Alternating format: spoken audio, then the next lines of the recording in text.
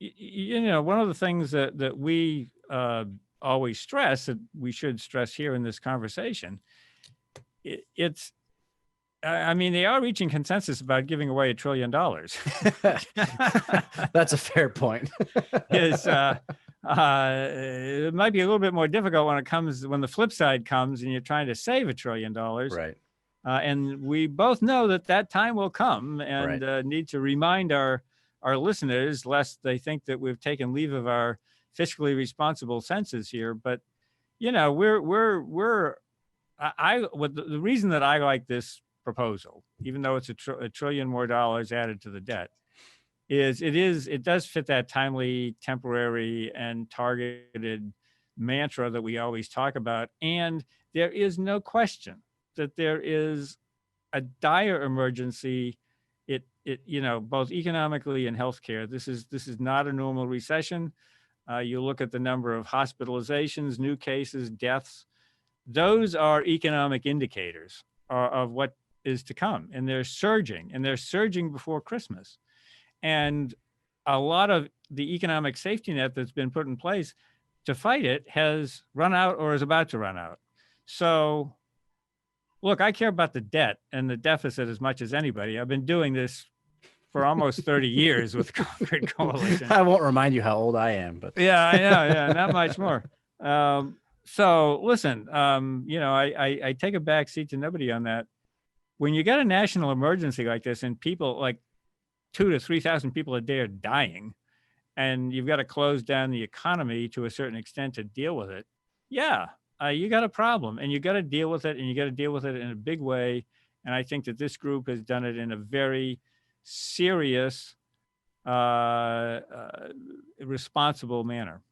No, I agree. I think we've been consistent in our messaging in that we're dealing with an emergency, a crisis. This is literally why the federal government exists in at least a partial capacity. It's to support the economy, to support people in times of need like this. And our message has been tackle the pandemic in order to get the economy growing again. Then we can address our long-term fiscal challenges. And we're basically still on step one, and obviously more relief is needed. But I do want to play devil's advocate a little bit on this.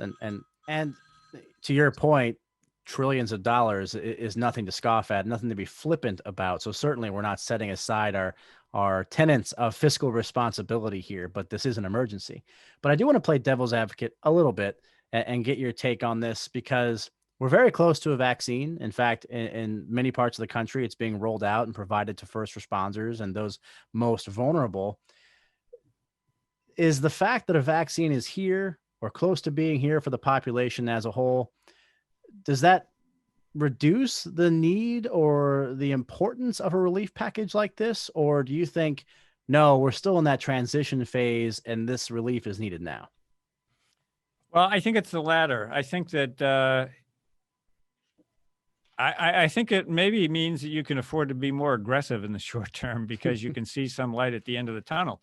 But there's no question that until you get there, there's a huge trough, and you still need that bridge. I mean, I think it would be cruel, actually. Let's get beyond the economics of it, to look at the next 3 months and say, well, all these benefits are going to run out. The vaccines aren't going to be generally available. So tough. Let the businesses go out of business. Let the people who are unemployed go onto the streets. I mean, look, the pending economic emergency is rushing at us. It's already, in here. But I think for me, it makes me feel better about spending $1 trillion over the next 3 months or committing to that.